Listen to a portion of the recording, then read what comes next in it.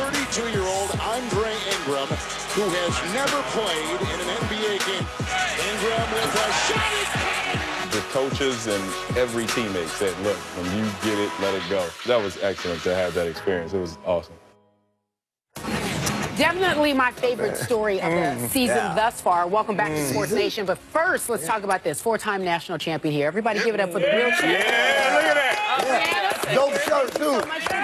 Love the shirt. We wanted to get into some sports with you, but can you dunk on Marcellus real quick? Or Please. Okay, yeah, we'll wait till later. She got a lot of career in front of her. Don't do this. A lot. Let's talk about Andre. How great was that story last night? That was amazing. Yeah. You know, I think that from social media and everything like that, you know, that's one of the real things that why you love basketball. You know, things like that.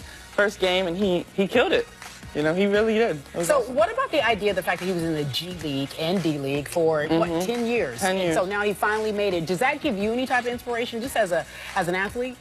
I think for sure. I think that, you know, no matter what your goal is, you never forget it. You never give up on it, because 10 years later, you can still make it, right? Yeah. Marcellus, still hope for you. I mean, look, I hate to be the heartless one up here, but let's be real. Like, be real about this. Like, the one thing I love about sports is it's a meritocracy. Okay. You could get the black hand and the white hand in there. You could get the rich and the poor hand in there. You could get the good and the bad, and we're going to figure this out on the court.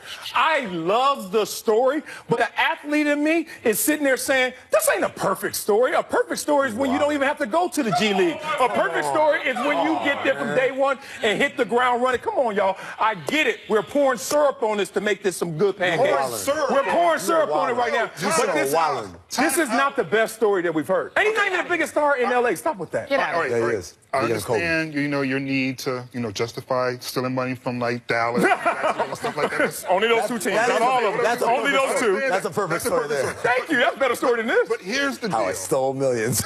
When you realize how little money he was making Respect. for that decade, Exactly. and to never give up, Exactly. out there last night looking like Don Cheadle with He had basketball a shorts, getting them buckets, Yeah. getting them buckets. But no, he What he does was money a got to do with he was a this? math tutor. He was a coach. He did all these other He stuff. raised his hand also to be in the G League. He raised his hand to play basketball, ain't it? Still never Hold on. gave up. This is what I'll say. As a guy with those backgrounds, he was a 7th-round D-League draft pick.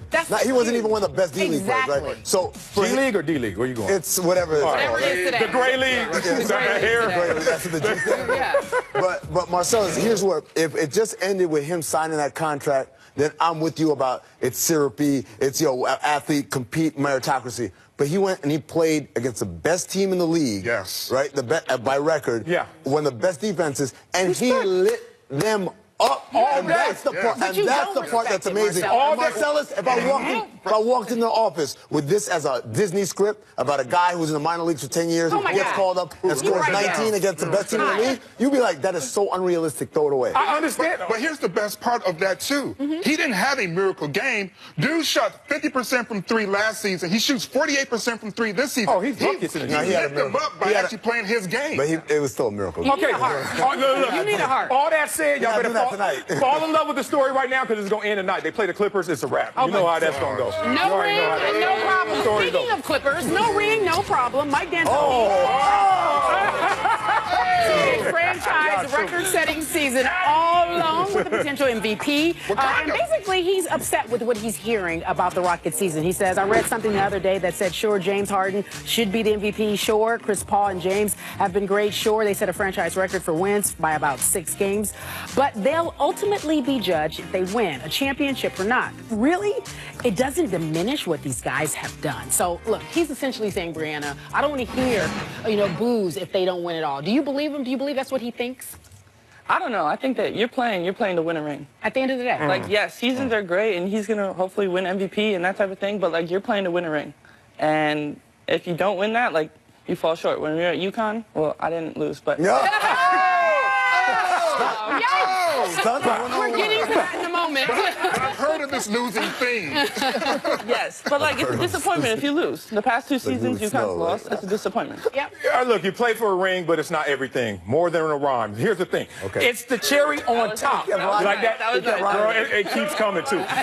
It's the cherry on top of the cake. But let's not act like we don't play for other things outside of the ring. I've seen a lot of guys who in the offseason didn't win a ring, smiling ear to ear, having a great life. You still have to go on with your life. Okay, that's the point. So that's the point. That's what what he's saying. It's about the journey, not the destination. Let's not get caught up in if you don't win a ring, the season is a failure. I'm with D'Antonio. And that really sounds like the mindset of someone who's been disappointed and lost multiple times before and wants to alleviate the pressure from his team by saying, hey, guys, it's okay if we lose. Trust, I had an MVP on my team. I had the best record in the league, and I lost in the conference final. So you have to figure out a way. It sounds like he's making an excuse because he doesn't think that perhaps it's all about rings and that's it. Is that what you're saying? You're not going there. No, he's talking about this particular team and this particular season and how it's going to be remembered. That's what he's talking about. Not about life, not about players' careers, but this particular season. Is it about the journey? Is it about the chip? But here's the thing. You guys are taking it as like he said, yeah, we're not trying to win a championship. Of course they're trying to win a championship. Right. Of course they want to win. Of course that's the goal. That hasn't changed. But what also hasn't changed is if James wins MVP, you think that when he's a grandfather, they ask him, Grandpa, what was the 2017-18 season like?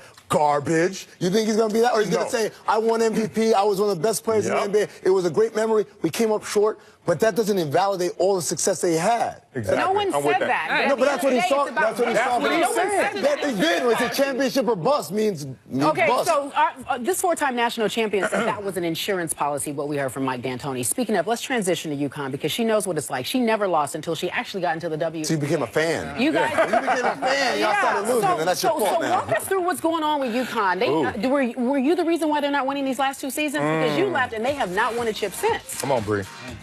I don't want to take that. It's been a little rough, and I think that, one of the real things is after I graduated last year or 2 years ago, the people there, they never had that pressure of the Final Four. The Final Four is a lot different than the first and the second round of the tournament. Once you get there, it's like, all right, this is for all the marbles, and they never had the experience of, okay, it's all on my shoulders. And not to say that's an excuse, but I think that they were nervous. And Notre Dame, Mississippi State, they weren't afraid to You told me that Notre Dame is the one team that's not afraid of UConn. Not afraid, because they have our number. They have my number. They do. I lost to them 3 times. Brianna. No, that's real talk. Where were you for those 2 L's? You had already graduated, but where were you in the world when those 2 L's happened? No, I was at the Final Four. Oh, at the Final Four. And the last 3 Final Fours that I attended and didn't play, UConn lost. I'm noticing a trend, ladies and gentlemen. America, it's the best team ever in college basketball, but when she's there not playing. Here we go. I would say this. If you're running a program, you won 4 straight, and then the last 2 you lose in the Final Four to last-second shots, I still think you're doing all right. I mean, I don't want to say it's boss. It's boss. It's boss. But to her point, she doesn't know what it feels like. Well, you were there. You didn't know what it felt like to lose. You were like, we win all the time. Right. When you got to the WNBA, you lost your very first game. Oh, my God, by like 20. And how'd you feel? I was like, all right, I'm like depressed. I'm like, I'm going to go to my hotel room and sit there. And they're like, no, where are we going to dinner? I'm like, what? I was that teammate. Like, all right, let's move on. We got more games to play. But what you talk about having your number in Notre Dame, I saw a statistic that Gino has lost to the coach of Notre Dame 9 times, and everyone else in college only 6 times. What's that about?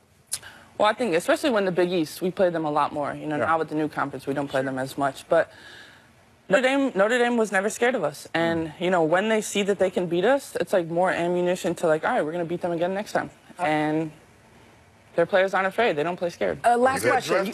Do you think Gino I'm sorry, you go. Go ahead. I was going to say, you got drafted by Seattle. Lauren Jackson retires, Hall of Famer, legend. You come in as a rookie to replace her. What was that like dealing with that pressure? I don't know if I was replacing her.